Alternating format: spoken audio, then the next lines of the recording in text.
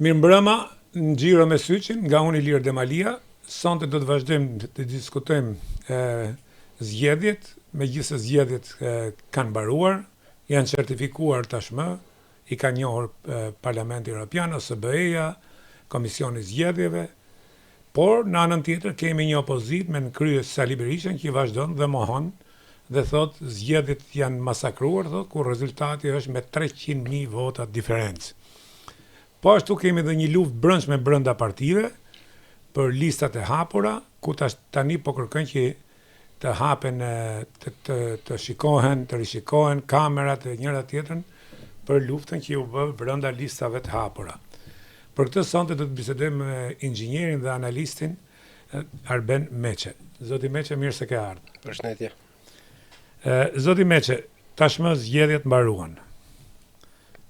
Megjithatë, vazhdon jo kontestimi, por Berisha sot dha një deklaratë që nëpërmjet lobingit të tij me 6 milion të cilën ai e bëri, që kanë dalë dokument, ka bërë 2 kërkesa për t'i hek nën gradën, tashti e ktheu që ky lobim do të jetë për mos njohur zgjedhje dhe për t'i çuar materiale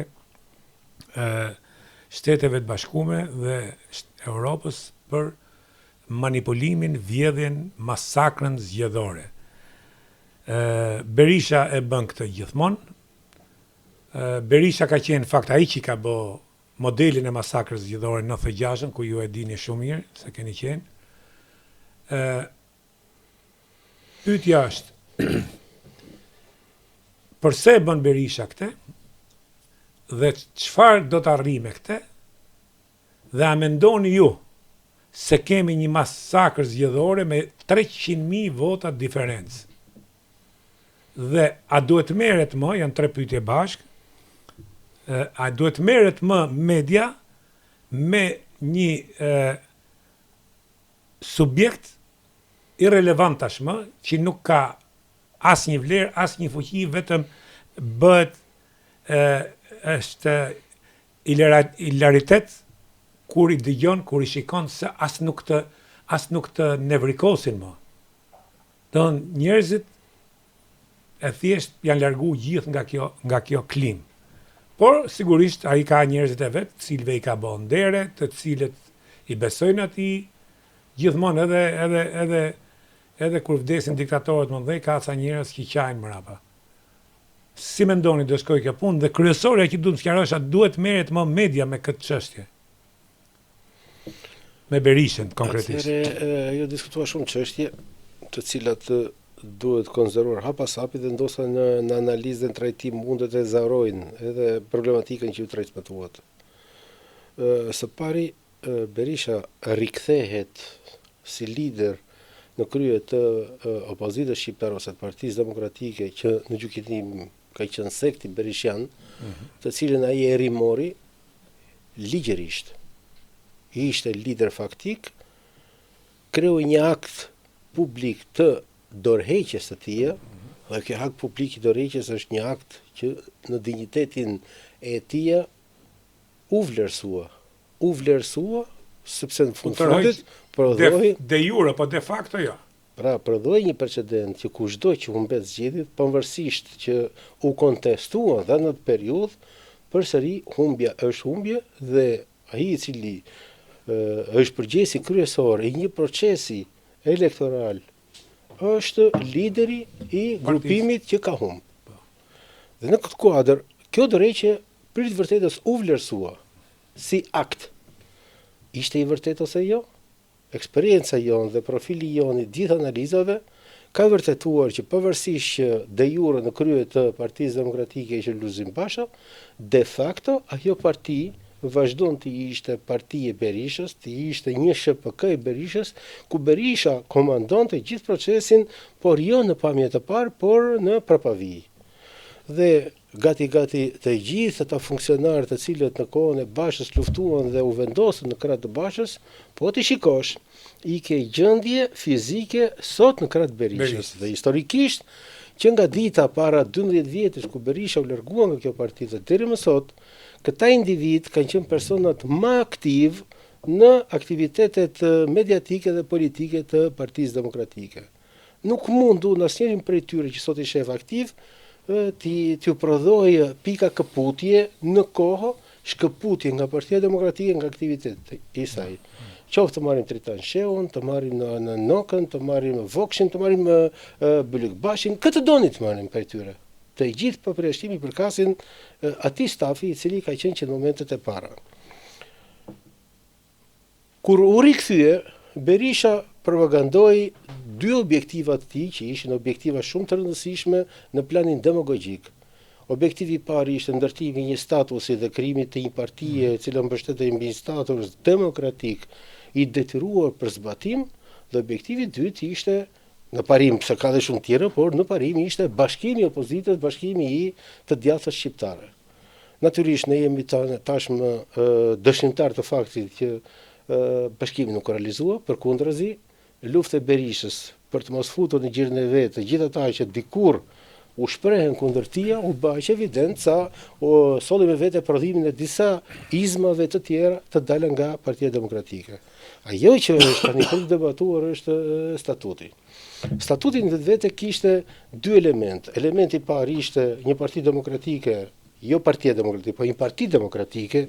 Në radhë të parë do të prodhoi fraksionet, pra do të lejojë mendimin e lirë të shprehur dhe të organizuar brenda partisë, brenda strukturës vete. Parë dhe dyta, ai që u quajt në atë kohë me një demagogji të shfrenuar, Neni Basha. Neni Basha ishte neni i cili sankciononte me statut dhe me ligj partie, kushdo që humbet zgjedhjet, automatikisht shkarkohet dhe nuk vazhdon me procesin. Dhe për të vërtetës, në perëndim, ky është ligji bazë. Ligji bazë i çdo grupimi politik demokrat. Në momenti kur ti ndjek një proces elektoral, dirigjon një proces elektoral dhe përfundimisht e fiton atë, merr të gjithë benefitet e fitores para ti bëhesh drejtuesi i shtetit, drejtuesi i qeverisë, sipas nivelit ku ti ke arritur, dhe kur humbet me njëherë pa kushte, pa pritur përfundimin e zgjedhjeve, por që në momentin kur paraqiten të dhënat e para dhe trendi është i qartë në humbje, jepet dorëheqja publike. Tashmë, ky nen i cili u propagandua me shumë të madhe nga Berishës, që ne në Parti Demokratike dhe humbe zgjedhjet zotëri do të lësh vendin. Sepse një nga termat kryesorë me cilin u godit Basha ishte humbi dhe do shkojmë në fitore. Humbi dhe do shkojmë në humbi dhe nuk do njofim zgjedhjet. Dhe mbi këtë logjik, Basha mbeti aq kohë në krye të Partisë Demokratike, që natyrisht nuk ishte Basha, po ishte Berisha që mante Bashën, gjithmonë me logjikën e mungesës së kësaj dispozite. Tani, në qoftë se ne paraqitem në këtë realitet, ku për të vërtetës humbja është e madhe dhe shumë e madhe. Dhe në qoftë se në debatet e para që kemi bërë në procesin zgjedhor, pra 15 ditën e fundit, në gjithë analizat që ne bënim, kemi qenë dhe në tavolinë së bashku, ne kemi diskutuar jo fitoren e Partisë Socialiste, po fitoren plebiscitare të Partisë Socialiste.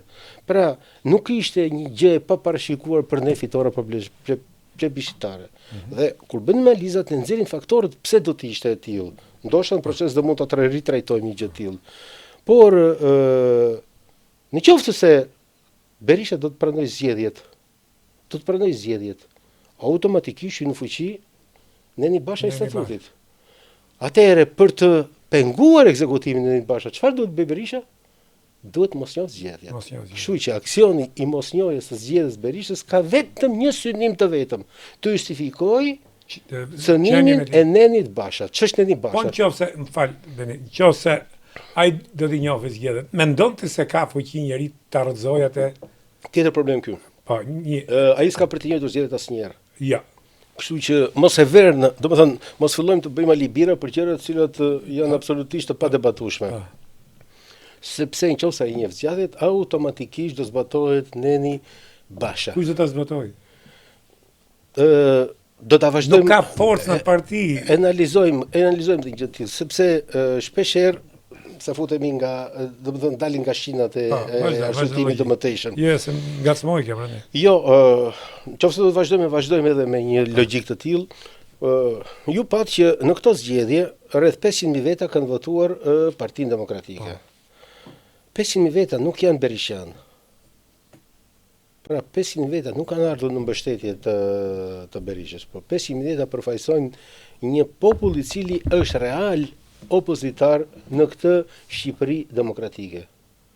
Dhe është absurde të mendosh që nuk ka popull opozitar. Ky popull opozitar me dhimbje i është drejtuar Partisë Demokratike, jo Berishës, me dhimbje, dhe ka votuar për të.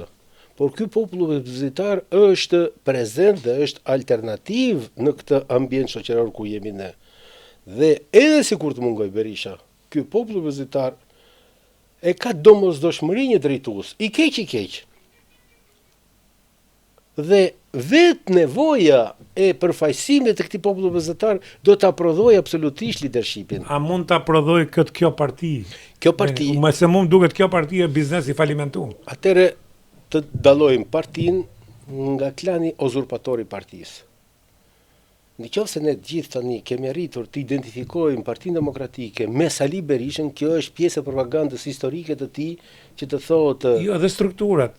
Zbresim edhe ke kryesia partisë, edhe më poshtë, domethënë ja do të edhe ky popull opozitar që thoni ju, unë mendoj që ky popull opozitar pikërisht për këtë voton, sepse pse nuk ngrihet gjatë kohës Power Bërzi, edhe të ishin ngritur dhe të shtrëngonin partinë, siç mund të shtrëngojë edhe pushtetin, edhe të thonin duam ndryshime, ato 500.000 vetë. Pa ato 500.000 vetë unë nuk mendoj që janë njerëz që kanë një vetdije politike dhe duan të bëjnë diçka me gjithmonë për të mirën e partisë dhe për të opozitës, se s'kemi opozicë. Pra ne vetëm janë ca gjona që kërcasin. Në historinë botërore të zhvillimit të shoqërisë nuk e popull që ngrihet, por ka lider që vën lëvizje populli, ka grupime që vën lëvizje populli. Se nuk ngrihet populli vet. Populli vet është një masë e cila kërkon organizim që të shpreh opinionin e vet. Vim ke elita pastaj që ne s'kemi. Dhe nga ky moment, ky grup i cili ka uzurpuar drejtimin e Partisë Demokratike dhe nëse ne shohim Sali Berishën do të kuptojmë Sali Berisha ka ndërtuar një infrastrukturë të tërë e cila në mënyrë kapilare vetë edhe në përrethë, që në vetvete përbëjnë skemën kockore të klanit Berishës. ose si i them mund të sektit Berisha. Sektit, tamam sekt. Dhe në këtë kuadër, gjithë populli opozitar duke mos gjetur më asnjë alternativë për ta shprehur dhe urrëtin e tij dhe du ta pranojmë. Ke popull të cilët e urrejnë Ramën, ke popull që e urrejnë Partinë Socialiste, urrejnë Mosatni. Nuk është e drejta jonë ta themi, por është e vërtetë gjë e tillë. Këta e shprehin diku, ku do ta shprehin? Dhe problemi këtyre zgjedhjeve, ku vim tani në analizën e zgjedhjeve, ishte që ky popull përgjithsisht në Shqipëri kishte dy alternativa. Një alternativë ishte t'i drejtoj Partisë Demokratike dhe ta shprehte atë mllefin e vet duke votuar për të, pavarësisht se bindjen e tij ndoshta dhe mund mos kishte bindje dhe kishte edhe bindjen që nuk do të fitonte zgjedhjet e Partisë Demokratike dhe pati një pjesë jo të vogël të tij i cili gjeti rrugën e mesme që ishte partitë e vogla opozitare. Dhe këtu kemi Partinë Mundësia, kemi partitë tjera të vogla të cilat ato nuk prodhon asgjë, por shkarkuan sepse po ti mbledhësh gati 100.000 vota dhe 100.000 vota në këtë Shqipëri të vogël që kemi ne, ku të gjithë qytetarët janë të ndërgjegjshëm tashmë që vota është e ardhmja e tyre dhe këto zgjedhje e vërtetuan një gjë tillë, është e ardhmja e tyre. Pra nuk janë më masa inkonsciente që nuk dinte ku e shpinte votën, por është një masë e cila orienton qartë votën drejt prosperitetit familjes vet, fëmijëve vet. Pavarësisht bindjen që ai ka bindjen që duhet të jetë majt ose të djathtas, pavarësisht nga kjo, përsëri ai është i orientuar qartë në zgjidhjen që bën. Nuk e ka mallin tek populli. Dhe nuk e diskutoi fare popullin. Por analiza që i bën zgjedhjeve është që ai popull i cili praktikisht kishte revolt ndaj qeverisjes, u demonstroi dhe u shpreh drejt Partisë Demokratike, bindje tia, dhe partive të vogla pavarësisht orientimit dhe pavarësisht seriozitetit dhe pavarësisht forcës së tyre. Pavarësisht strukturës demokratike të tyre që është shumë e debatueshme, mund ta diskutojmë partitë e vogla, por u drejtua atyre. Dhe pjesa dërmuese tashmë edhe duke përzyer shpeshherë edhe veten e vet dhe reaksionin e vet ndaj qeverisjes, përsëri shpreu bindjen që vetmi strukturë politike e cila kishte besueshmëri për të marrë fatet e këtij vendi dhe për t'i shpëtur ato përpara, për të marrë fatet e fëmijëve dhe të familjeve tona, për të shpëtur përpara, ishte Partia Socialiste me Edi Ramën.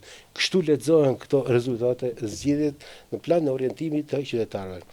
Pyetja që u bët, nëse në Parti Demokratike mund të gjenden element të cilët do të sjellin një reformim partisë demokratike në kushtet aktuale, ku ajo parti është uzurpuar në mënyrë kapilare, thash, nga sekti Berishan, është absolutisht e pamundur të ndodhë. Pra kjo parti do të filloj bjerët edhe më. Të gjithë elementet reformator që do të ngrenë zërin në Partisë Demokratike, do të seleksionohen dhe kjo ngjarje u bë mjaft evidente në seleksionimin nga listat e mbyllura të dy personave që cilën vërtetuan që kishin mbështetje të gjerë qytetare. Pse? Partia Demokratike në ndikimin e sektit Berishan, ka arritur të prodhojë dy rryma ideologjike brenda vetvetes. Një rrymë ideologjike që është rryma ose forcat ose grupi zjarrit, të cilat në vetvete janë mbështetëse, themi ekstreme, po mbështetëse e interesave të ngushta së Berishës dhe ja pasqyrim i orientimit të tij për të mbajtur një parti luftarake, një parti agresive, një parti lufte, dhe natyrisht kundërshtar dhe është kjo pjesë, dhe një pjesë që është më moderne e cila mendon si ajo që thatë ju tani, që janë të ndërgjegjshëm që Partia Demokratike në drejtimin e këtij klani që ka uzurpuar atë do ta sjell çdo ditë e më tepër drejt humbjes dhe shkrirjes frymën demokratike dhe mbështetjen e popullit opozitar në Partitë Demokratike, por çfarë ndodh me ta? Të ndërgjegjshëm që duhet bërë reformimi, ata me njerë ballafaqojnë me vendimarrjet të grupit që ka uzurpuar Partinë Demokratike. Shumë qartë. Atëherë nuk duhet të jesh në njeri me high IQ kur i thonë, por këto njerëz e kuptojnë që nuk çajnë dot aty, përse akoma, për shembull njerëz si Ali Mehmeti, Jorida Tabaku, tjerë që kanë marrë një votë dhe tregojnë që kanë një besim ke njerëzit, sepse kanë një sens qytetarie, kanë një kualifikim, janë njerëz të respektueshëm, nuk janë fol për korrupsion e këtë diun. Pra, këta njerëz, përse humbin më kohë në këtë parti, kur logjika është kjo që thatë ju, që ky e ka kontrollon këtë parti në mënyrë kapilare me klanin e vet, klanin e zjarrit dhe klanin e atyre njerëzve që s'po du të përdor një emër që, dhe këta i qisin jashtë loje dhe do të qisin jashtë loje prap, se është, për shembull, Jorida Tabaku, Ali Mehmeti kanë profesione, mund të jetojnë dhe pa parti. Ku do shkoj Munoka, ku do shkoj Vokshi, ku do shkoj tjetër që nuk din bëjmë punë tjetër në jetë përveç asaj që kanë bë duke qenë ushtar Saliut. Pra dhe Saliu këtë e di mirë. Se ka dhe eksperiencë. Pra, përse unë, Ilir Demalia, jam këtë parti dhe do të humb kohën më me këtë parti. Përse këta njerëz që kanë një iluminim, që kanë një qytetari, përse këta nuk bëhen bashkë dhe të krijojnë, se e kam fjalën këtu bene që po vetë në rrezik pluralizmi shqipnisë, se s'ka opozit. Dhe kjo nuk o gjë e mirë. Dhe Rama morit 4-in, po kështu do të morit 5-in. Atëherë ti marrim me radhë përsëri. Në politik njerëzit futen për disa arsye. Një arsye është arsye idealiste. Pa. Një arsye është ego. Është fit ndaj vetes, ego. Ego. Ka karaktere të cilat duan demonstrojnë që janë dikush në një shoqëri. Dhe investojnë për këtë ego. Janë karaktere pozitive, negative, është e debatueshme, po për egon. Ka struktura të cilat janë militante. Ka struktura të cilat janë pjesë e shërbimeve. Dhe që të gjithë këta janë absolutisht prezent në luftën për të kapur drejtimin politik. Sepse pushtimi i një vendi, mënyra më moderne pushtimit të një vendi është kapja politikës. Sepse nuk ka nevojë Serbia të pushtoj Shqipërinë ushtarakisht. Mjafton ajo të kap drejtimin politik të saj. Nuk ka nevojë që Greqia të pushtoj ushtarakisht Shqipërinë për të realizuar synimet e veta irridentiste, shoviniste në jug të vendit. Por mjafton të marr politikën, të ka politikën dhe të nëpërmjet politikës ndërtoj gjithë synimet e veta. Doni tani synimet e veta të Greqisë? 30 vjet në mënyrë të posaçme 24 vjet e fundit ka qenë një politikë e cila ka dëmtuar jashtëzakonisht rënd interesat shqiptare për sa i përket infrastrukturës dhe në mënyrë posaçme të korridorit të 8 dhe korridorit blu. Ka qenë strategji. Korridori blu lidhte turizmin shqiptar me turizmin evropian dhe linjat greke e ndaluan për të mos realizuar këtë komunikim dhe interferim të turizmit drejt Shqipërisë. Korridori 8 është korridori natyral strategjik i Shqipërisë. Historikisht, në historinë e qytetërimit botëror, në historinë e qytetërimit evropian, në historinë e qytetërimit të Ballkanit, porti Durrësit, në mënyrë posaçme, por gjithë bregdeti i Shqipërisë ka qenë nyje strategjike. Nuk është rastishme pse pikëzimi turk vjen në këtë korridor, nuk është rastishme pse perandoria romake ndahet në vijën e Teodosit, që është pikërisht këtu, nuk është rastishme që luftë e ftohtë e ndau botën perëndimore, pra traktatin e Varshavës dhe NATO pikërisht në Shqipëri, asgjë nuk është rastishme me këto. Të gjitha janë të lidhur me pozicionin gjeopolitik dhe pozicioni gjeopolitik lidhet absolutisht me korridorin 8. Korridori 8 nuk është thjesht vetëm një rrugë ku kalojnë makina. Korridori 8 është një nyje strategjike ku gjithë fluksi azi perëndim realizohet nëpërmjet korridorit 8. Interesat serbe dhe interesat në mënyrë posaçme greke ishin absolutisht kundër këtij korridori 8 dhe e kanë bllokuar. Duhet them që ka 2 vjet që korridor ka marrë jetë. Dhe një nga arsyet pse unë mbështet në mënyrë absolute Ramën është pikërisht sepse politika lexohet mjaft qartë në zgjidhjen e problemeve strategjike të interesit strategjik që ka një vend. Dhe nëse unë kam kundërshtuar historikisht Berishën, ka qenë pikërisht në mënyrë posaçme korridorit 8, sepse sabotimi i korridorit 8 dhe mbështetja e fuqishme e linjave vorrejperiote anti-shqiptare në këtë vendit, të cilat tashmë bën evidente, po nëse do shohësh historinë 30 vjeçare të Berishës, historia 30 vjeçare e Berishës është e lidhur ngushtë me gjallërimin dhe financimin dhe ushqimin e këtyre linjave në jug të vendit, duke sjell pasoja jo pakta në shkatrimin e infrastrukturës turistike të rivierës sonë. Nëse doni shkatrimin e strukturës, mjafton të shkonit në Ksamil, një perl e cila është kthyer geto turistike, mjafton të shkoje në Sarand, nga Saranda deri te kanali Çukës, ku ajo perl që të administrohesh një prefekt të ishte turizmi militar. Mdolëm një temë. Dhe më fal që po të po kjo masakër që është bërë, se nuk ka fjalë tjetër, Saranda, Ksamili, më thanë dhe këtë lart, po këto dyja që i pash vetë. Dhe nga aty shkova në Sivota dhe shajm greke, po si e ruajnë natyrën, si e ruajnë ndërtimet, që në formë tarace, kurse Sarand ti ke brezi dytë, nuk shef modetin. Tashti, të gjitha këto janë peshë Ramës, apo janë peshë asaj që filloi 190-ën me marrjen e tokave, me ndërtimet pa leje, me legalizimin e ndërtimeve pa leje për fushata, dhe ne kemi arritur këtë masakër sot që është e pasgjithshme, unë them është e pasgjithshme. Ju jeni inxhinier, ju jeni kompetent për këtë punë, po unë mendoj që është e pasgjithshme. Do të them nuk është as për të mburur, po betejë e parë që unë kam bërë parlament në Berishën ka qenë politika e imigrimit të brendshëm. Imigracioni i brendshëm, pra lëvizja nga zonat rurale drejt zonave urbane në mënyrë posaçme drejt Tiranës. Si duhet bëhej? Duhet bëhet në mënyrë kaotike apo duhet bëhet në mënyrë të organizuar? Sepse ishte fakt. Politika e Enverit ka qenë që në çdo pëllëm të kishte njerëz dhe mbante qytetarë të Republikës Shqipërisë në territore duke i masakruar dhe duke qenë niveli i jetesës së tyre skandalos. Dhe më të çliruar Shqipëria ishte jo e pritshme, por ishte domosdoshmëri heqja e këtyre njerëzve nga kjo skamje dhe lëvizja e tyre, e cila mund të bëhesh e organizuar, mund të bëhet edhe në mënyrë spontane në kuptimin e lëvizjes së njerëzve, por kur vinin puna tek imbarkimi i tyre, tek territorit në cilin ata duhet të uleshin, duheshin që këto territore ne kishim mundësi të pa llogaritshme që të fillonim urbanizimin e këtyre territoreve. Çdo thot, urbanizimi në këtë rast është të paktën të kuadratronim rrugët, të bënim kuadratet dhe pastaj le ta bënte ai pjesën e ndërtimit brenda kuadratit, se eksperienca e tanishme ka vërtetuar që Buzë rrugës, të gjithë ndërtimet që u bën në 97-ën u prishën dhe u ndërtuan objektet e larta. Pra procesi do ta sillte një gjë të tillë. Ajo që ne kemi problem tani është që nuk bën dot rrugë.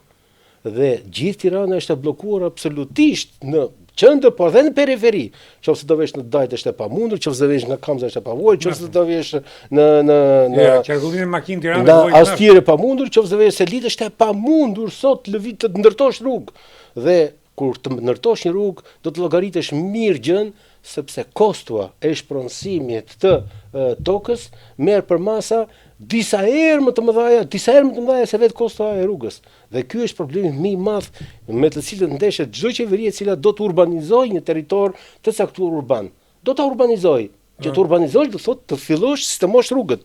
Janë bërë sot shifeni si është bërë jo vetëm Tirana, se Tirana është disi me disiplinuar, po dolën periferinë e Tiranës, që nuk po them tani nga kush administrohesh. Periferia e Tiranës absolutisht është administruar qoftë Selita, qoftë Farka, qoftë Kamza, të gjitha nga Partia Demokratike. Po të gjitha nga Partia Demokratike. Nuk po them emrat, por meqense u hap kjo temë po e trajtoj. Prandaj po them që duhet jemi vërtet. Këto janë shumë të vogla në kuptimin e interesit strategjik. Të shkatrosh një perl turistike që është linja më konkurruese jona ndaj turizmit grek, ne kemi një shans të madh me turizmin, që kalojmë direkt në turizmin helitar. Greku ka një problem shumë të madh. Turizmi e vetë ka patur turizëm familjar dhe vazhdon e kësaj dite të ketë turizëm familjar. Turizmi familjar nuk është konkurrues. Turqia u bë konkurruese, kaloi direkt në turizëm elitar. Dhe strategjia e Ramës është që të kaloj jo në turizmin familjar, po të kaloj urgjentisht në turizmin elitar. Dhe në këtë kuadër ka një debat të madh të cilin unë jam absolutisht kundër dhe për të vërtetës unë mbështet strategjinë e Ramës në këtë rast, sepse them turizmi elitar është ai turizëm i cili do të prodhojë pastaj, do të rreqë me vete gjithë infrastrukturën turistike të vendit, sepse ju keni parë në model. Në momentin kur në Tiranë prodhoi modeli i mbjelljes së pemëve në rrugë, në të gjithë rrethet e Shqipërisë fillonte modeli i rrugës. Nëse në Tiranë fillonte modernizimi i rrugës si proces apo ka rrugët nga që i kam ndjek me vëmendje të gjitha, gjithë Shqipëria fillonte të njëjtin model.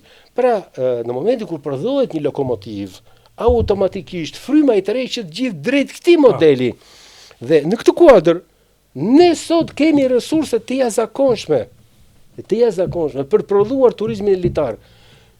Debatohet si turizëm i oligarkëve, nuk më intereson fare oligarkët mua. Mua më intereson fakti që në momentin kur prodhohet turizmi elitar, fluksi turistik i atyre që vijnë në Shqipëri ballafaqohet me një realitet më modern se sa ai perceptim që ka patur mbi Shqipërinë, i cili vjen nga vitet 60 dhe në posaçme vjen nga 97, ku Shqipëria në të gjithë analizat dhe në të gjithë perceptimet e deri djeshme është parë si njerëz me bish, si njerëz të përpambetur, si njerëz konfliktuale etj. Ndërkohë kur ballafaqohesh të vesh në zonën e Qeretit tani, zonën e Qeretit të vesh, është prodhuar një blok i tërë turistik ku atje fillon turizmi, po them unë, tashmë është gati 70% turizmi, por deri në nëntor ka turizëm. Dhe shfrytëzueshmëria e turizmit detar tashmë në Shqipëri nga 2 muaj që ka qenë korrik gusht, vinte disi në shtator gjysmë, por përsëri ishte në rënje drastike, tashmë shtryen mbi 6 muaj, mbi 7 muaj. Dhe kjo mbi 6 muaj, mbi 7 muaj nuk është vetëm në Durrës, po kjo është në Sarandë, kjo është në Velipoj, kjo është në Shëngjin, që janë produkt i një logjike të ndërtimit të një turizmi elitar. Kur vjen puna në debatin me oligarkët, me oligarkët shteti duhet tani të vendosë një raport të drejtë me ta, që t'i vendosë ata përpara detyrimit të barazisë të tyre me gjithë qytetarët, jo përpara ligjit, përpara detyrimeve që kanë ndaj shtetit. Para të mos lejojë që ata të dalin hegemon mbi shtetin. Po shteti gjithmonë të jetë hegemon mbi ta. Për shkak të publicitetit do ta ndërpresim për 1 minutë. Publicitet, Kantina Duka suporton Xhiro me Syçin, ka prodhon një verë tashmë jo vetëm Shqipëri është më mira, por në Ballkan dhe ka kaluar dhe më gjerë deri në Angli dhe shumë shpejt pritet shkojë edhe deri në Amerikë. Për këtë vazhdojmë me publicitet.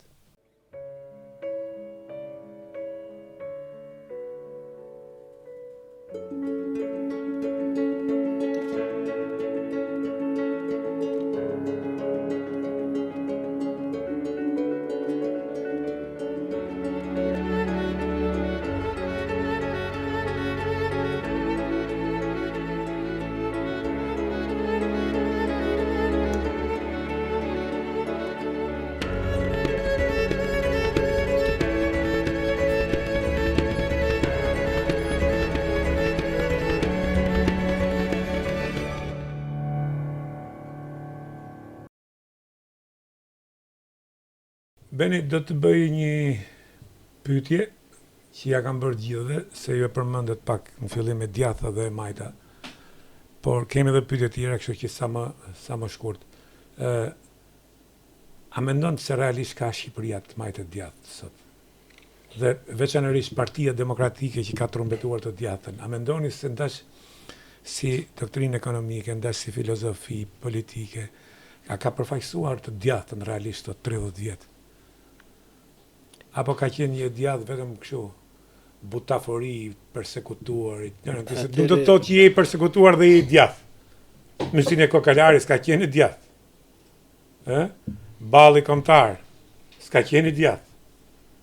Se ka dhe nga ato në studio televizive që thënë jam i djathtë. Jam me ballin kombëtar, jam i djathtë. Ju e dini më mirë. Dekalogu Ballit ka reformën agrare njësoj si Partia Komuniste. Pra, duhet sqarim në ca gjëra që mos gënjejmë veten me njëri tjetrin. Për gjithë qytetarët, se me ty ka biseda, duhet shumë biseda. Për gjithë qytetarët është e qartë koncepti i majtës dhe djathtës në Shqipëri. Majta dhe djaththa në Shqipëri ndahet, u çlirua Shqipëria me 28 apo çlirua me 29. Do të thënë, ky është ajo që ndan të majtën dhe djathtën në Shqipëri.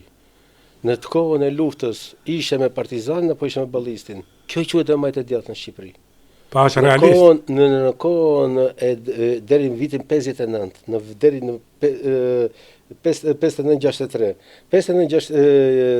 49-53, më fal. Kemi ato operacionin amerikan për të rrëzuar qeverinë, quhet radioloja që u lidhëm dhe është lëvizja e fundit amerikane për të përmbysur regjimin e Enverisë në Shqipëri. Pastaj përfundimisht u ndërprej gjithë procesi. Dhe deri këtë ditë, të gjithët grupet që u goditën u quajtën grupe diversante të tjerë dhe kush i përkiste atij grupimi që vinte si produkti i këtyre fraksioneve shqiptare të cilat emigruan si rrjedhim i pjesëmarrjes të tyre qoftë me ballin kombëtar, qoftë me legalitetin, që unë dua t'i ndaj dhe e kam shumë domosdoshme t'i ndaj legalitetin nga balli kombëtar. Në parantezë, balli kombëtar bëri aleancë, u vendos në krah të nazistëve dhe u bë pjesë e strukturave të armatosura të gjermanëve kundër forcave partizane. U bë pjesë, u mori armë. Legaliteti nuk ka bërë një gjë të tillë. Pra, nuk ka asnjë shenjë të legalitetit në konflikt me Partinë Komuniste të kohës. Dhe tani, ne sot, mbas kaq vitesh, debatojmë nëse i përket strukturës së Partisë Komuniste të kohës, pra që ju bashkua Luftë Nacionale Shqiptare, i përket kundërshtarëve dhe këtu quhet majtë e djathtë. Praktikisht majta e djathtë në kuptimin ideologjik, se unë dëgjoj shumë analistë që flasin për demokraci liberale, për ekonomi etj. Në Shqipëri, gjithë procesi është i lidhur posaçërisht me nevojën e brendshme të vendit. Dhe duhet thënë, tashmë nuk kemi fushat elektorale dhe të vërtetë duhet të themi ashtu siç është. Pikërisht për këtë i vetmi person i cili praktikisht ka ndërtu politika zhvillimi në Shqipëri quhet Edi Rama. Politika zhvillimi. Sepse dhe të ndërtosh një klasë oligarkike të pasur në një vend, kjo është strategji. Një vend nuk e zhvillon dot fshatari, duam apo nuk duam ne. Një vend e zhvillon dhe jep trend zhvillimi gjithmonë ai person i cili posedon të ardhurat. Dhe duhet të dallojmë një gjë, sepse shpesh ka një debat të madh që parja është parë pis në Shqipëri dhe administrimi i saj dhe tjera janë pista. Akoma në Shqipëri nuk po futet perceptimi dhe koncepti i qartë. Nuk mjafton të kesh parë. Në qovë se qytetari Shqipërisë do dalë në Republikën e Shqipërisë, do shohësh që bizneset të cilat janë progresiste dhe janë të suksesshme nuk e kanë kyçën e suksesit të tyre tek paraja, që natyrisht është domosdoshme atë mund ta marrësh edhe bank. Dhe perëndimi këtë koncept ka. Po e ka tek menaxhimi.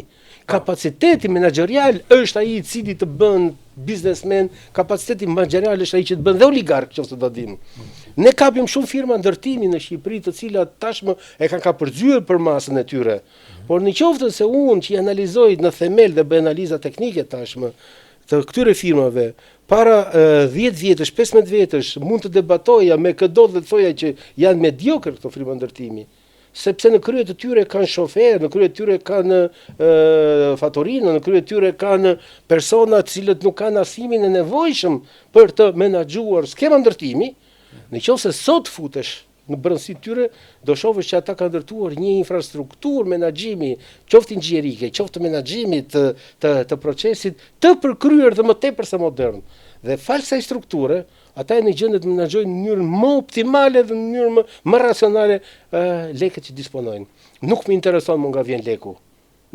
Unë jam partizan i kësaj, nuk më intereson fare.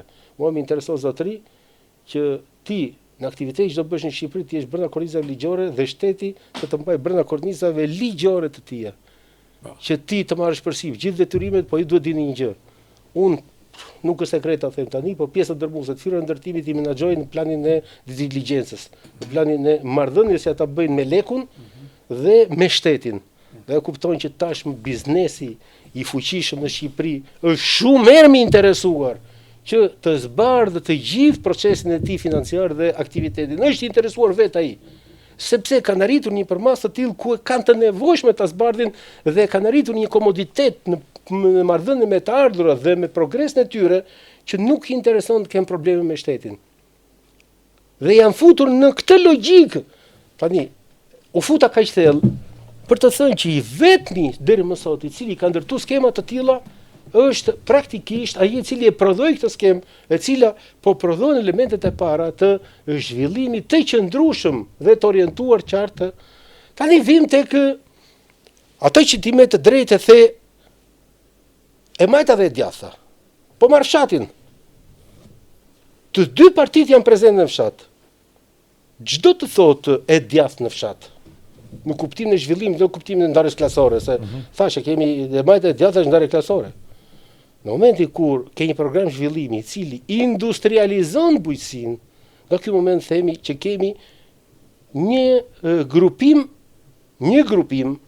progresist, po i them, nuk po i them as majta as djathtë në këtë moment.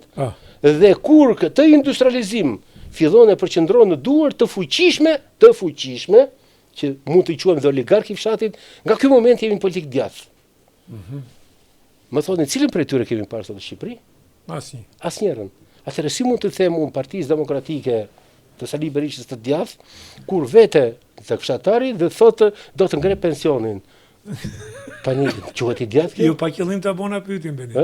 Jo pa qëllim unë e di ta bëna pyetjen për në qoftë se Sali Berisha do të më dilte me skemën, zotëri, problemi jot në fshat është ti punon, ti prodhon. Çështja është i prodhimit që ti bën. Do të kalojnë treg. Cili është mekanizmi që shteti prodhimi do të kalojnë treg? Me ç'mekanizëm? Mekanizëm që ta lehtësoj fshatarin nga kjo barë që është jo i vogël për fshatarin. Si do t'ja garantosh fshatarit shitjen e produktit? Pra fshatari jonë është punëtor, fshatari jonë prodhon. I vetmi problem që ka fshatari, jo keni pa shpeshherë, është tregu i tij. Atëherë çfarë mekanizmi zhvillimit do të përdorësh ti? Pikat e grumbullimit, pikat e përpunimit. Tjetër që është shumë serioze dhe kjo është një nga më të rëndësishmet. Si redhim politikave të 92-97, cilët në momenti quhenim të rastishme, por më vonë filluan tani të kuptonin çfarë po ndodhte që politikë. Toka u nda 300 metër, 500 metër, 700 metër. Si mund pretendosh ti të bësh industri bujqësore me toka 300 metër, ku vetëm punimi i saj edhe i mekanizuar është kosto, e vërtet e bën bota edhe kostën e ulët në bujqësi, por ka sipërfaqe shumë të mëdha, ku kosto e përpunimit është shumë e ulët, dhe ai që ka ky moment do ta subvencionoj, thotë, këtë subvencionoj zotëri. A e kuptoni që gjithë fshatarin ti e ke në maksimumin 1 hektar tokë, gjithë fshatin, ku sasia e fshatarëve, edhe sikur duhesh ta subvencionon, nuk prodhon gjë. Subvencionohen sipërmarrje bujqësore, të cilat kanë rendimentin konkurrues. E dëgjuat ndonjëherë të fliste dikush për këtë gjë? Këto quhen projekte zhvillimi. I pato, po qendrohet e Partia Demokratike që është e djathtë në këtë rast, meqense po flasim për djathtën. Jo, më nuk ta bëra pa qëllim bene unë. Por çfarë më ndodh tani? Tani po më ndodh që këto politika i bën Rama. Pikërisht kjo ishte arsyeja që të pyeta. Këtu vim te koncepti që ndarja klasore që përbën bazën ta shujtur të mjathtë djathtë në Shqipëri është pjesa e asaj strategjie të goditjes së funksionimit të demokracisë në Shqipëri. Është pjesa e asaj strategjie. A do ecim në këtë rrugë? koha do filloj të seleksionoj gjërat. Dhe për të vërtetës i ka seleksionuar gjërat. Shumë në Tiranë po bëjnë namin dhe po thojmë të ruajmë Tiranën tradicionale. Unë them, më thoni kush është Tirana tradicionale që ta ruajmë. Mirë, unë mendoj këtu bëni kam kush është ke drejt, çfarë do të ruajmë? Pazarin e vjetër, do të ruanim teatrin, dakord, jam për këto, për shembull teatri mund të shëmbej, mund të bëjnë atë arkitekturë që ka qenë, për të ruajtur një siç është Kalaja, ke pasi mushet Kalaja tash me turista? Edhe kam bërë megjithëse një gjë shumë bukur. Pra Tirana ka pas disa pika që mund të ruheshin. Nuk po them që Tirana e shtëpiave të Qerpiçit e ku diun se ato vetë kanë shëmbë tash. Por ka qenë për shembull një rrugë që ti ke qenë në Amerikë. Në Boston për shembull është ajo rruga ku është ajo First Bell, ku ka ajo çanga e parë për pavarësinë. Ajo ruhet ashtu godina vjetra, në ruhet komplet ajo rrugë. Pra në një të tillë kemi pas rrugën e barikadave, që nuk e prishi as Aliu as Rama, filloi prishja që në kohët komunizmit. Pra janë disa rrugë, një stacion treni, ne jemi kryeqytet i vetëm sot në botë që s'kemi stacion treni. Nuk kemi parqe sportive, nuk kemi çfarë them tjetër, nuk kemi parqe, sinqerisht parqe. Sikur që u rregullu parku Rinia edhe liçeni ishte bërë një kryevepër, ishte tash. Një kryevepër. Të mos dalim nga tema se futemi në një tjetër dhe nuk duhet ta neglizhojmë. Mund të bëjmë për orientimin urban të qytetit, mund të bëjmë një emision të posaçëm pastaj. Po jo, ti ke qenë gjithë botën, ka një bërtham ku ndrejt ky qytet, ku ka pas ato vlerat që është ka një bërtham, po bërthamën nuk e shoh në Tiranë. Nëse ky është debat tjetër. Në qoftë se ne flasim për një rrugë ku unë nuk shoh një arkitekturë tipike që them kjo është arkitekturë shqiptare. Ku një ndërtesë nuk i ngjan ndërtesës tjetër në filozofi të arkitekturës. Ku nuk ka një vit të drejtë, ku etj se mos i futem këtë muhabeti, atëherë u mund të them edhe që hyrja e Shkodrës është duhet rrutur se është tradita shkodrane, po është turp i Zotit futesh në të zonë. Është skema më mediokre e një qyteti modern. Dhe ajo të qërohet nga rrënjën të qërohet se nuk përbën origjinë. Jam dakord. Po për shembull pedonalja është rrugë dhe ishte bërë shumë gjë e bukur. Pse u rrit pedonalja? Tani vim tani. Pse u rrit pedonalja? Se pedonalja ka identitetin e qytetit të Shkodrës. Po. Pra, në një vend Tirana nuk ka pas identitet. Fare. Ku e ke? Më thuaj ku? Më jep një ku e ke. Shtëpia e pedonales, po ti shikoj ta shtëpia që ka një orientim, ka një arkitekturë mrekullueshme. Atje kur futesh te rrugë të kënaqesh shpirti sepse e sheh vetë si në Zvicër. Dhe kjo është merita e asaj pedonale atje, sepse të gjithë qytetarët e Shkodrës që ndërtuan atje ruajtën një arkitekturë e cila ta kapte syri. Më thuaj ku e ke në Tiranë të tillë. Më thuaj dhe u po them po ja ku e ke në Vila. Po ja Pellgu, ku është Kalaja që ka qenë teatri këto. Pse mos të ruaj? Jo të ruaj, po mund prishet të bëhet në të njëjtën mënyrë. Sot bota ka arritë, u larguam nga tema. Sot bota ka arritë që ta shem një godinë të vjetër dhe ta bën identik. Atëherë Pellgu ku është Kalaja, ka patur një kapanon ushtarak të bërë me pllaka. Po, i mbaruari. Ky është identitet? Jo, po është një histori, ka një qytet aty dëgjoj. Asnjë lloj historie nuk ka. Absolutisht asnjë lloj historie. Për mua historinë ajo e ka të njëjtë me këtë shkollën e artistëve, me konservatorin. Dhe konservatori ka më tepër identitet se ajo atje. Pse? Se atje janë bërë teatrot brenda teatrit, po jo jashtë. Kur flasim për jashtë është tjetër gjë. Sot isha me një mikun tim nga Libani. Dhe më tha 20 vjet përpara u shkatrur komplet Beiruti. Dhe u prodhua një zonë e tërë, një vjetër, ku qytetarët që kishin shtëpitë atje u bën bashkaksioner në një kompani të tërë, ku fotografitë e asaj zone u rikthyen brenda mund të bëjë çdo gjë, fasada do të ruhej gjitha dhe prodhuan, por ai Liban është Liban historik zotëri, që ka histori brenda. Në qoftë se Kalaja e toptanëve ruhet sot, ruhet se ka identitet, ka histori zotëri. Dhe historia arkeologjisë të një identiteti 1500 vjeçar në Shqipëri është jashtëzakonisht e rëndësishme. Dhe në qoftë se unë sot bisedoj me Ramën i them, zotëri, Shqipëria është nga vendet në botë, po ta them edhe në botë, i cili ka site arkeologjike që nuk i ka asnjë vend tjetër. Edhe Greqia nuk i ka. sepse çdo qytet në vetvete është sit arkeologjik. Gjithë qytetet, sepse pozicioni strategjik ka pas Shqipëria, ka bërë që të mbivendoseshin shumë qytetërime. Kemi Butrindin, kemi Valonën, vazhdojmë kemi Orikumin, vazhdojmë në gjithë zonën e Fierit, Seman e Meradh, i ngjitu. Beni, megjithatë do të diskutojmë prapë dhe kjo temë shumë interesante, do të diskutojmë identiteti i Tiranës dhe identiteti i qyteteve tjera. Megjithatë, unë kam shëtit qytetet dhe po ta them kështu hapët fare, dhe në Tepelen më kishe qef me shku me pi kafe. Unë kam qenë në Tepelen para 90-s. E kishe boj qendrën e Tepelenës, e kishin boj aq bukur. E pe kush është vlera e Tepelenës ti? Ha? Kur futesh kroj djath, Kalaja dhe gjithë të rëndohet që ato janë vlerat. Po pra. Po nuk janë pallatet e Enverit. Po jo pallatet e Enverit, po them ajo qendra e kishin bë me gur kaldrami, ke tepe hyshe, ke Kalaja, edhe ajo pjesa jashtë Kalas që janë ato që është qendra aty e kishin mbyll, e kishin bë me gur. Mund të shkosh në Kolonjë, mund të vesh në Erset. Kam qenë në Kolonjë. Shkon në Kolonjë dhe do të shohësh çfarë mrekullie është. Saranda më tristoi. Te Saranda ka këtë qendrën, po pjesa tjetër është Burgeta. Dhe është abotim. Gjithsesi, i rikthehemi çështjes që ishim ke majta se unë thashë me ty duhen 10 orë. E majtët dhe djatha tashmë nuk është më koncept në Shqipëri. Nuk është më koncept. Nuk është më koncept, është edhe për diskutojmë majtët ajo që dhe pretendon që është parti e djathtë dhe antikomuniste se ka përfaqësuar. Është ndarje klasore burri do. Ne vazhdojmë ndarjen klasore. Pra, lufta e klasave ka qenë shpirt. Po këto persekutumit beni që thonë ne jemi të djathtë dhe jemi Partinë Demokratike.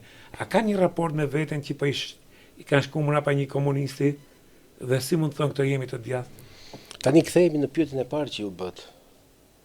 Pyetjen e parë që bët. Si njeriu ka raport me veten? Ju me drejt thatë përse këta persona, fjala vjen Rita Tapijako ose tjerë. Tani këta janë njerëz cilët kanë edhe egon, kanë edhe emocionin, kanë edhe urrëtitjen brenda, kanë të gjitha. Dhe duhen e kanë nevojshme një stre. Njeriu, po është purë në Amerikë do përshtatet me qytetërimin amerikan, po është purë në shkretë të tjerë do përshtatet me qytetërimin. Pra, atë që ofron, kjo është oferta për ta. Dhe kjo ofertë për ta është, si themun, streja e tyre. Po është një strej që s'ka çati. Është vetëm një strej që ata kanë. Ata nuk kanë forcë sot, si rrjedhimi i agresivitetit historik ka bërë Berisha për të mos lënë asnjëherë të organizuar. Pra duhet të kuptojmë një gjë. Sali Berisha ka qenë mjeshtër për të sabotuar dhe për të azgjesuar çdo të djathtë në Shqipëri.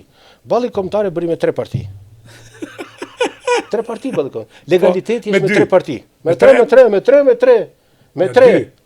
Balli me zeza, balli me bardha se po s'ka nësi, po. I do 2, po e pranon dhe 2. Të gjithë republikanë u bë përsëri ndar. Se u prodhuan nizmat e tyre. Por kjo që është më kryesore, këto parti tradicionale klasore ti them tani më. Sepse ju me drejt thot, balli është i majt apo i djathtë? Se dekalogu i ballit është, po se lufta në periudhën kur nuk ekzistonte Partia Komuniste, pranë kohën e Zogut, lufta ka qenë midis nacionalistëve republikan dhe nacionalistëve monarkik. Pra, kjo ka qenë lufta, se s'ka pat luftë ideologjike, po ka qenë monarkizëm ose republik. Dhe ballistët ishin republikan, kërkonin republik. Se kjo ishte lufta e kohës. Atëherë nuk diskutohej zhvillim, atëherë diskutohej, duhet të jemi republik apo duhet të jemi mbretëri. Kjo ishte lufta. Dhe në këtë kuadër ky ishte i majt, por edhe republikanët, edhe këta monarkikët, përsëri reforma e Zogut, reforma e Zogut për tokën i kam thënë ka qenë edhe ndryshimin. Tani që do ta diskutojmë. Këtyre njerëzve e vetëm falë që është ofruar është kjo. Jo pa qëllim thash, këtë Saliu kuptoi një gjë, që mjafton të zurpoj dhe të jetë pronar i foles dhe automatikisht të gjithë përjashtim që ka nevojë për fole, do të thonë i vetmi person që ne ofron folen tashmë. Ne ofron folen. Dhe çfarë fiton nga kjo fole? Po çfarë realizon se për të fituar jo, është fjalë, po çfarë realizon për kjo drama. Kjo është një gjë që ke rreth vetën ose shqiptarët. Kjo drama e tabakut me Ali Mehmetin është treguesi më i qartë edhe i përgjigjes që ju keni. Në analizën psikoanalitike, po dhe politike që do të bësh fenomeni tabaku, ti jep shumë përgjigje pyetjes që ju bët. Që është pyetja më serioze që bëhet tani mor zotëri. kur ky person, i cili pretendon që është përfaqësues i klasave të përmbysura, pra i përfaqësues i një grupi klasor i cili është goditur nga komunizmi, është person i cili vjen absolutisht drejt për drejt nga elita e këtij grupimi dhe ka qenë nga personat më ekstrem. Ti thua, po mirë, këta njerëz si ofrojnë Berishës, sepse Berisha uzurpoi folen të cilën ata e duan. Ata nuk jetojnë dot pa këtë fole. Ata duan një fole. Por pronari kësaj foleje tashmë quhet Sali Berisha. Dhe këta e dinë mjaft mirë që të marrin një dhomë në këtë fole, duan me do e mos të kalojnë te Berisha. Në qoftë se nuk kalojnë te Berisha, automatikisht këta nuk janë më në fole. Por këta e duan folen. Po pse s'krijuan këta një fole të tyre? Sepse e kanë të pamundur të prodhojnë një fole tjetër. Okay. Sepse këta nuk janë persona të cilët kanë identitet leadershipi.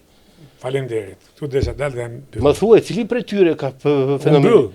Do të thënë, Jorita Tabakut dhe doktorit ju prodhua tashme një mundësi e artë që ata të tërhiqin mendimin intelektual dhe të organizonin. Por ata, përveç hapësirës që i ka dhënë në një moment caktuar Sali Berisha, së në fundit figurë politike në Partinë Demokratike dhe në publikun shqiptar Ali Mehmetin e bëri Sali Berisha, ai dha mundësinë që të ishte dhe kandidat primare, se Sali Berisha të heq kur i do qefi si do qefi, është në pronti. Kështu që këta kanë edhe një detyrim ndaj Sali Berishës. Por më tepër unë them, nuk kanë tipar leadershipi. Kjo është. Pra ne dhe nuk u organizuan asnjëherë dhe aq më tepër presioni i madh psikologjik që bën Sali Berisha është bërë si ombrell që nuk del dot njeri, sepse perceptimi i gjithë botës demokratike, i gjithë popullit demokratik, i këtij populli opozitar është që këtë gjë bën vetëm Berisha, po se bëri Berisha se bën. Dhe tani të thyesh të mendsi nuk është gjë lehtë. Beni, çfarë mendon se do të bëjë Rama me mandatin e 4? Pra, ti themi gjërat ashtu siç janë. Ka bërë 3 mandate, siç aty ka bërë punë të mëdha, ka ndryshuar strukturën e konceptit të ndërtimit qyteteve dhe ka bërë punë këtë, as nuk diskutohet, por në anën tjetër kemi një percepcion të madh për korrupsionin. Ka bërë punë, ka bërë një punë të jashtëzakonshme në marrëdhëniet me jashtë me ndërkombëtarë. Shqipëria sot është shumë e respektueshme dhe ju e pat, edhe du të flasësh edhe për këtë shkurtimisht. Ju e pat se është hera e dytë që i vinë liderët më të mëdhenj të Europës dhe në një kohë ky del me 200 vet aty një protest karagjozësh, që unë po të isha si Rama, e kam thënë dhe në një televizion, do të fuça dhe unë ja 5.000 që të tregojsha kush është ky. Në një moment që lidhen për sigurinë në Europë, për të ardhmen e Europës, ky del e bë protest. Dhe ngeli aty si një tash kemi një gjë. E para është percepcioni, mendoj unë, për korrupsionin dhe ka realitet, sa është i zmadhuar nuk jam gjendje t'ja them, dhe kemi problemin e shkollës dhe mjekësinë. Atëherë, se u bën shumë pyetje, po e marr me këtë që është më serioze dhe që unë mendoj që do të jetë një nga lëvizjet kryesore që do bëj Rama në egon dhe në sfidën e tij ndaj vetes tashmë, ndaj vetes. Korrupsioni në kohën e Berishës ka qenë mediokër. Mori përmasa të jashtëzakonshme në koalicionin Berisha-Meta. Ku ai i cili prodhoi u bë deri gjaksor. Prodhimi i filozofisë korrupsionit endemi kapilar në Shqipëri ka emrin Ilir Meta.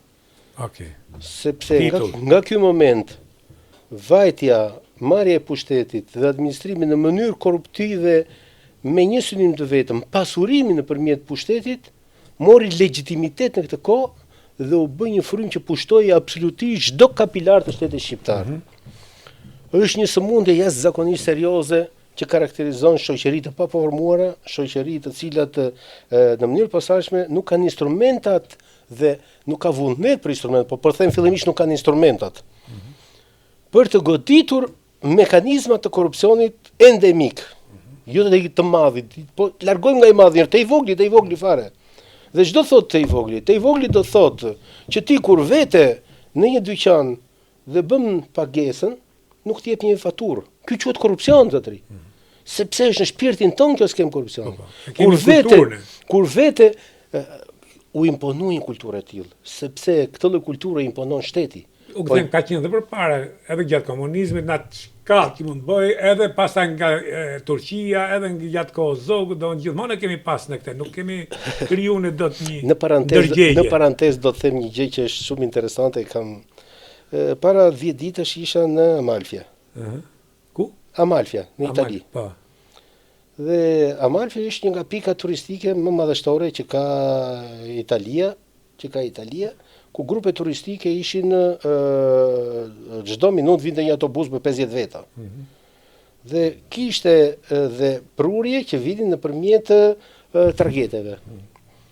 Që këta njerëz të kalonin nga një pikë në tjetër do të hypnin në urban.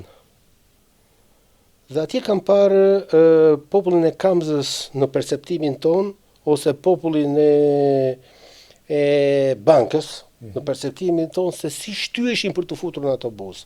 E kam filmuar. Dhe atje perceptova një gjë. Popujt janë të gjithë një lloj. Në momentin kur shteti nuk vendos rregulla, të cilat të imponojnë atë që themi në edukat, dhe pastaj kthehet edukat, dhe me edukuari që ata ishin turistë perëndimor gjithë, ishin gjermanë, holandezë, etj. Ti shifje si zirreshin dhe si shtyeshin njëri tjetrin.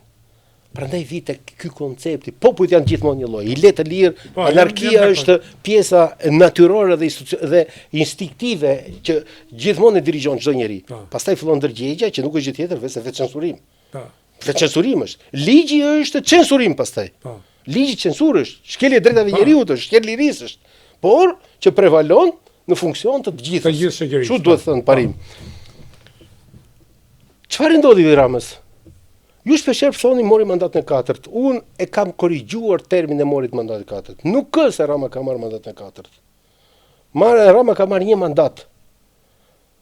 Por në 4 fitore ndaj të njëjtit person. Një mandat ka Rama. Dhe 4 herë ka dalë njëjti person. Dhe kur analizojmë, ne themi, Rama diktator sepse ka marrë 4 mandate. Jo them unë. Sepse përballë Ramës në 4 mandatet ka qenë njëjti person gjithmonë zotëri. Pra opozita shqiptare, humbje pas humbjes, në vend që të bënte reformimin e vet, vazhdon të paraqitet me të njëjtin format. Por ky popull kur të dha goditjen para 12 vjetësh zotëni ta dha sepse ka qenë personi më i rryer për të. Dhe modeli që i solli Shqipërisë ishte model i penalizuar në ndërgjegjen e çdo qytetari. Sa herë ti të paraqitesh, ti nuk del nga ai model dhe e vërteta është që në vitin e 8, në vitin e 4 dhe tani, pra në sezonin e 3, para 8 vjetësh, para 4 vjetësh dhe tani, Sali Berisha u paraqit përsëri me njëjtin model, përsëri me njëjtin person. Pa nuk mund ndryshojmë. Që dhe përballë e Tiranës ka qenë gjithmonë Sali Berisha. Dhe në çdo analizë që i bëjnë figurës, personalitetit, patriotizmit, po do ne trajtojmë tani patriotizmi është një nga pikat që unë kam pikë të dobët dhe që ka qenë një nga faktorët më penalizues Berishës ndaj këtij populli, dhe ky populli dha goditje dhe një nga goditjet kryesore, jo pa qëllim doli plebishit, sepse ka disa elemente të cilët rezultatet e 8 vjetëve, 4 vjetëve përpara i shtuan fal gabimeve serioze dhe ofenduese që i bëri dhe antipatriotike që bëri Berisha në këtë kohë. Nuk e filluam me Belerin. Po jo Belerin, se Beleri është ushtari i një grupimi dhe një strukture të organizuar anti-shqiptare. Ky bëri aleancë me shefat e tij. Me shefat e tij. Edhe kjo ka ndikuar në votim, nuk ja falën shqiptarët. Po që gjithë jugu, një gjë është, jugu dallohet për patriotizmin e vet. Dhe te jugu prevalon. Nuk do të bëjmë ndarje veri-jug, se edhe veri-jug ka lëvizje të mëdha patriotike, mos i hyjmë historisht këtu, që rilindjen kombëtare, gjuhën shqipe, vjen nga veriu, jo pa qëllime ndaj një gjë tillë. Jo, struktura klanore, jo një minutë, e them me ndërgjegje të struktura klanore e organizimit të zonës veriut vazhdoi të prodhonte kapelen blu. Shiko, do të jemi shumë shqetësuar për këtë fakt. Pikërisht për këtë do të jemi shumë shqetësuar sepse në qoftë se kemi thënë që Berisha, armiku kryesor i Shqipërisë Berisha është sepse bëri ndarjen veriuk, Ai është që ndërtoi skemën veriut. Nuk kuptove, unë thash, në histori Veriu ka vlera shumë të mëdha në ndërtimin në pavarësinë e vendit, në ndërtimin e kombit, në atë elitë europiane që u ndërtu në vitet 30 duke filluar që me parlamentin. Atëre të lutem. Sot beni është për turp që kemi parlament, sot e përmenda. Atëre kur socialdemokratët e ka kriju Mysin e Kokalarit, kurse sot i përfaqëson Ton Doshi. E kupto ku kemi shkuar se ne mos gjatëm me ordë do vish prap. Por unë të themi Darja Jug Veri jam dakord që e ka bërë ky me qëllim. Atëre do të bëj një analizë në këtë pikë. Kuptova se histori janë më patriot. Jo. Jugorët. Tani unë them një analizë tjetër tani. A nuk jemi ne cilët nxorëm zbuluar Berishën në marrëveshjen e financimit të Arkanit?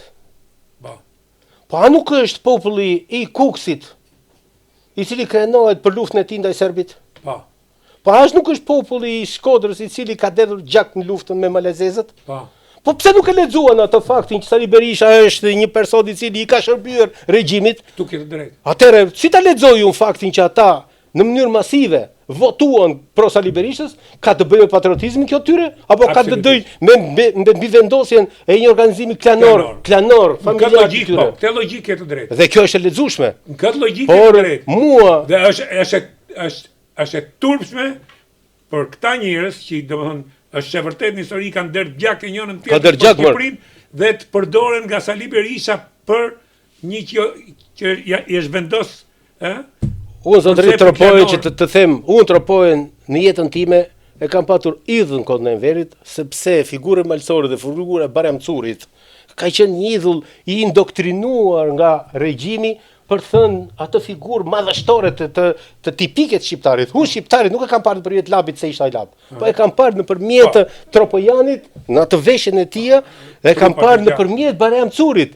Dhe idhullimi ishte po i lejohet Tropojës që sot në këtë moment që ka gjithë gjak në luftë kundër serbit, ka gjak që i ka fut në gjak Sali Berisha. Dhe tani, ja themi me prova e faktit që i ka fut gjak. Ja themi me prova e faktit që Sali Berisha ka qenë shërptori kryesor i regjimit Miloševićit gjatë luftës. Po, në fakt. Dhe tani të më dal dhe të më thua është patriot apo s'është patriot? Do të them stop them. Në këtë logjik tërhiqem ke plotësisht të drejtë. Çfarë ndodhi tani? Çfarë ndodhi? Në votimin e parë ne kemi qenë bashkë në emision e tij, ajo që unë i fal Berishës lëvizja fundit që bani me Belerin. Jo e turpshme. Po ta themi cop, tradhti. Atëre, votimi i parë që u bën në Himar, i cili uri përsërit, ishte me një fitore me 10 pikë, me 12 vota të opozitës shqiptare përfaqësuar nga Beleri. Okej? Kur u bë rivotimi dytë, nga ne u ngrit me të madhe çështja e një votimi patriotik dhe jo të një votimi politik. Populli i Marës, një zër ju përgjigj jo thirrjeson, po ndërgjegjes patriotike të tij dhe votoi në mënyrë plebiscitare. Ai plebiscit i atij votimi, nëse do të marrësh leximin sot të asaj zone, do ta shohësh që është absolutisht i njëjtë. Sepse gjithë zona e jugut ka votuar në mënyrë plebiscitare kundër kësaj tradhtie të këtij personi. Jam dakord. Dhe ti dhe unë jemi të ndërgjegjshëm që ne kur flasim nuk po penalizojmë Berishën në urrëtitjen tonë, por në analizën e fakteve dhe provave të cilat e nxjerrin zbuluar urrëtitje personale me Sali Berishën. Por nuk mund pranoj këtë njeri që të marri flamurin e djathës, flamurin e nacionalizmit, flamurin e sovranizmit me veprimet që ka bë. Kjo është domethënë të bosh për budall. Dhe këtu ke të drejtë ndjedhje me atë. Në këtë plan, përpos faktorëve të tjerë, cilët vlen të analizohen edhe me radhë, ky akt ka qenë akti më penalizues i Partisë Demokratike në këtë zonë. Tani vim tek përsëri te Rama se bët një pyetje që për mua më duket absolutisht thelbi gjës. Ne gjithë kemi biseduar ditët e fundit të procesit të zgjedhor, të këtij procesi zgjedhor dhe u ballafaqjuam me qytetarë që na komunikojnë me miq dhe shok dhe me qytetarë thjesht na kanë në rrugë me tezën nuk do votoj as Partinë Demokratike as Partinë Socialiste. Sepse korrupsioni endemik kapilar është problemi që e ndjeu edhe demokrati dhe socialisti, e ndjeu çdo qytetar dhe kishte në kurrizi gjë të tillë. Rama e kuptoi një gjë të tillë. Dhe Rama kuptoi një gjë të tillë që vitin e fundit spaku e rriti perceptimin qytetar dhe vuri para një prove që po, ky perceptim nuk është perceptim i indoktrinuar, po është perceptim real, që realisht në qeverisje ka një korrupsion endemik. Një vit, në qoftë se Rama do të fillonte luftë kundër korrupsionit endemik, në mënyrë frontale do të hapte probleme brenda vetes, pra do të humbiste elektorat vetin dhe njëkohësisht do të jepte në dorë krau tjetër. Ç'bëri Rama? E vetmja gjë që bëri, mbështeti në mënyrë fuqishme Spakun, i cili goditi, po goditi në nivele të larta pa goditur atë bazë votash endemike, që është jo e vogël, është një administratë e tërë, e cila kur goditet mund të ketë përmasa shumë më të mëdha se sa një individ sipër. Në qoftë do marrim Beqen, do prodhosh një familje armike, po në qoftë do të marrësh një muri të tërë mjekësh ose infrastrukturë shërbimi, infermierësh e tjerë, janë me qindra, nuk e bërin gjë të tillë. Atëherë, veprimi i parë që do bëj Rama tani, me të ardhmën pushtet është këtë kancer shoqërisë shqiptare të ndërtoj gjithë mekanizmat e goditjes. Dhe cilat janë mekanizmat e goditjes që janë shumë të thjeshta. Në mënyrë të posaçme, transparencë. A e dini ju që sot nëse ti do hapësh faqet e ministrive dhe institucioneve, nuk ke asnjë informacion për asnjë gjë, por ke vetëm informacion mbi takimet që bën ministri, që bën drejtori, që bën ku t'i gjon. Dhe është turp i Zotit, që unë kam një libër që nuk e dija si ishte tema për të silja, ku në kohën e Zogut libri ishte informativ ku e zbërthenje Shqipërinë në çdo vend dhe jepte informacion për çdo gjë. Sot të futesh në faqet e internetit të çdo ministri nuk gjen absolutisht asnjë informacion. Kjo quhet transparencë. E dyta, Rama bëri një gjë shumë kohë përpara që ishte Shqipëria që duam. Ku ti me një telefonat njoftoje një zyrë dhe ajo brenda një kohe të caktuar, një javë tip të përgjigje për zgjidhjen ose të problemit dhe tip të arsyeën pse jo. Sot po të marrun hipotekën, Hipoteka sot në këtë moment flasim është institucioni më i korruptuar që ka Shqipëria. Dhe pse është institucioni i korruptuar? Kur hipoteka u fut në mekanizmin e shërbimit, u vendos një kusht. Një aplikim nuk mund të vazhdojnë tepër se 10 ditë. Dhe ti me drejt, në momentet e para për 10 ditë të vinte informacioni. Ata që shërbyen pa një gjë që po shpije 11 ditë, këtu fillonin të gjithë problemet e mirëdhënies dhe mitmarrjes. Dhe ç'bënin ka përxenë në fatet kohore. Në momentin kur ka përxenë në fatet kohore, ata hapin derën e korrupsionit. Dhe në këto kushte, sa më madhe të ishte presioni dhe sa më tepër ti pengonje në mënyrë të paligjshme dhënien e përgjigjes, aq më tepër rritej tarifja. Dhe nuk është sekret ta themi. 1.000 dhe 5.000 euro vetë një certifikat e turshme. Wow. Dhe kjo është e vërtet. Wow. Atëherë, këtë fenomen që tashmë themi pas zgjedhjeve, si do ta përballoj Rama? Ti rikthehet afateve zotëri. Dhe ta detyroj administratën që në momentin kur ka përxenë afatet, sa afati është detyrim ligjor, po kur ka përxenë afatet do thotë je korruptuar zotëri. Zhduk nga vendi punës. Kjo do ta detyroj administratën publike që të ruaj vendin e punës duke qenë korrekte me sistemin, me institucionin. Dhe çdo të thotë sistem do të thotë që inteligjenca artificiale e instaluar tashmë të vendosë dhe një kusht. I plotson afatet kohore dhe një më tej pastaj ka dhe praktika të tjera të cilat në mënyrë abuzive të prodhojnë faktor pengus. Përsëri të analizojnë këto faktor pengus. Pra, shive ka shumë instrumenta, por që ti kthehemi përfundimisht përgjigjes tuaj. Problemi vetëm i Ramës tani kush është?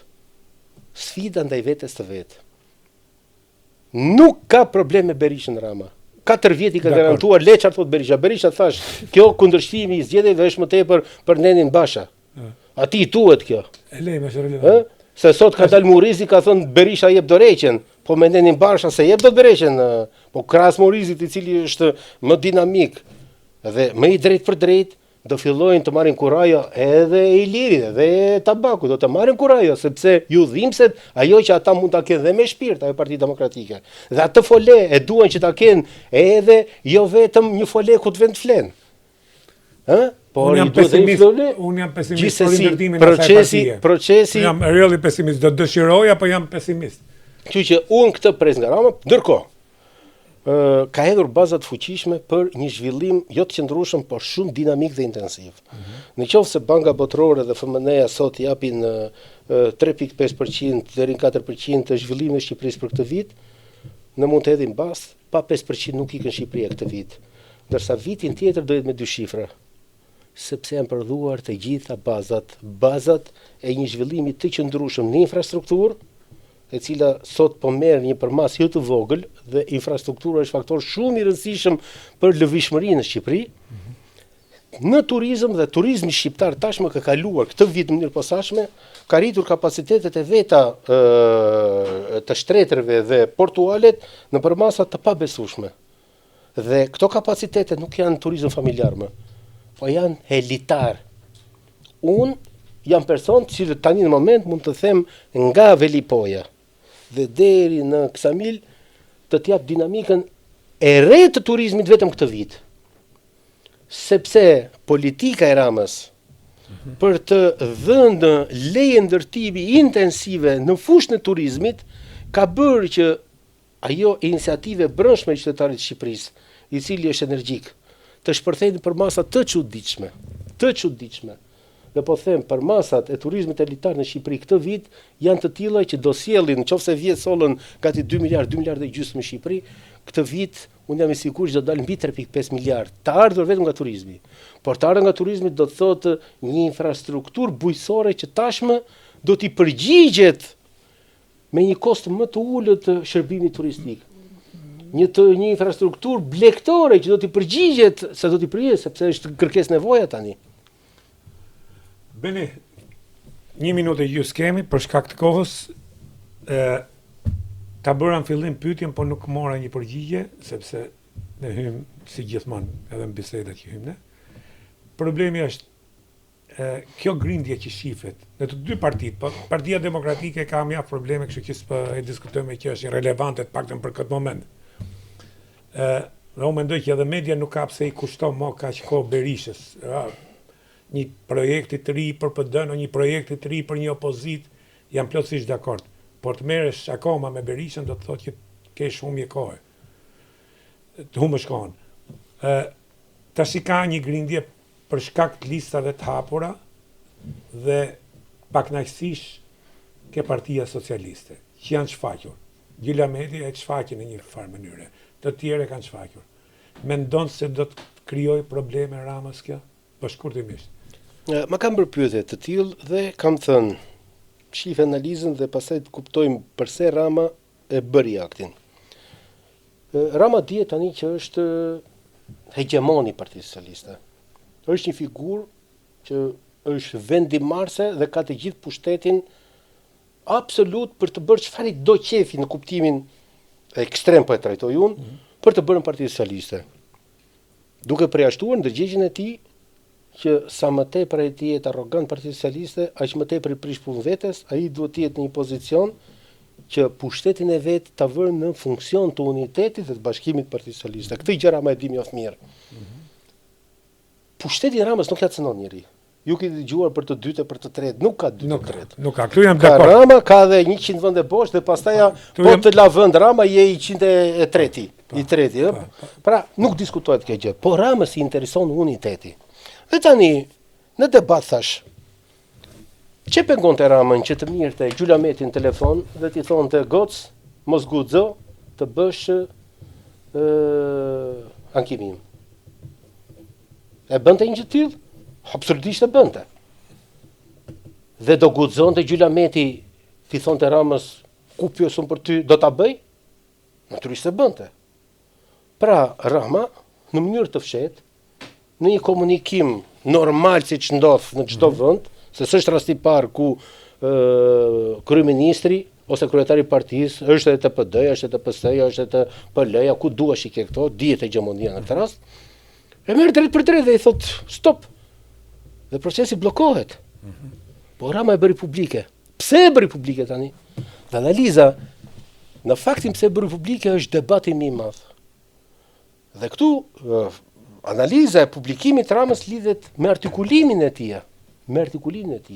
Ai foli për fytyrë.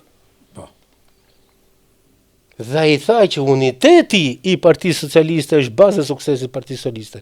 Organizimi i qëndrueshëm dhe idealist në Partisë Socialiste është baza. Çdo frym konfliktuale që futet, cënon atë që është thelbi dhe baza e Partisë Socialiste. Dhe këtë mesazh ja dha të gjithëve, ja u dha pa përjashtim të gjithëve. Për Ramën nuk ka interes lufta e individit. Nuk kanë interes individet, po ka interes ajo fytyrë. Ka interes ajo pamje dhe faqe absolutisht e unifikuar e Partisë Socialiste. Ne kemi debatuar dhe unë kam thënë, Partia Socialiste është një ambar i cili rekordon aktivitet në kujdo. Dhe nuk le askënd i cili punon për Partinë Socialiste jashtë rreshtit siç bën Sali Berisha, i cili dy persona të cilët ishin një imazh më pozitiv që do të kishte Berisha. I goditi se si nuk e intereson. Nuk e bën Rama një gjë të tillë. Bile Rama bëri një gjë tjetër, që në ndryshim nga 35 vjet që kemi ne, reformoi Partinë Socialiste me 50 kusur veta të rinj tani. Ky është revolucion vetvete. Dhe ky revolucion u imponua nga Rama. Dhe kur ne bëjmë këtë lloj analize, nëse Rama është diktator apo jo, them priti çik. Po me diktaturë i vendosi 50 veta. Por kur shoh 50 veta, të cilët sjellin një parti socialiste të gatshëm pas 4 vjetash që të jetë absolutisht me rezerva ti presim ti shohim. Edhe një herë. Presim ti shohim se janë njerëz që nuk thonë jo dhe këtë ka vujt politika shqiptare. Deri më sot kanë njerëz mund të jenë shumë të mirë, mund të jenë shumë të aftë, por duhet presim të shohim. Se Zekineja pa fillu akoma u bë histori. Atëherë një stop them unë. Jemi përpara një revolucioni në kuptimin e perceptimit. Sepse ishte e thjesht fare, nuk lëvizte askënd. I kishin provuar. Fosilizim. Jam dakord. Pra, në qoftë se ballafaqojmë fosilizimin e sigurt me pritshmërinë që këta njerëz të evidentohen dhe të ecin, po mos haro. Shansi dhe fati lidhen me oportunitetin, me ofertën. Padyshim. Domethënë, pa tu dhënë shansi, pa tu dhënë shansi, nuk ka fat. Dhe shpesh herë thon pati shansin e parë dhe pas shansit fare vjen fati dhe ti fatin pastaj e ke tatin. Shansin ta jep tjetri. Padyshim. Dhe këtë shans Rama ja u dha atyre. Dhe kjo është ajo që ne debatojmë. Në Partinë Socialiste nuk ka individ. Ka strukturë të organizuar e cila si trup dhe mesazhi i fundit që dha Rama nëpërmjet atij mesazhi publik tashmë ishte mos guxoni të cënoni unitetin dhe fytyrën e Partisë Socialiste. Ben, për shkak të kohës të falenderoj. Faleminderit shumë, edhe sigurisht nuk do të jetë hera e fundit. Sa hapëm ne tani kush e disa orë na duhen. Ne duhen një emisioni për këtë. Rrofsh.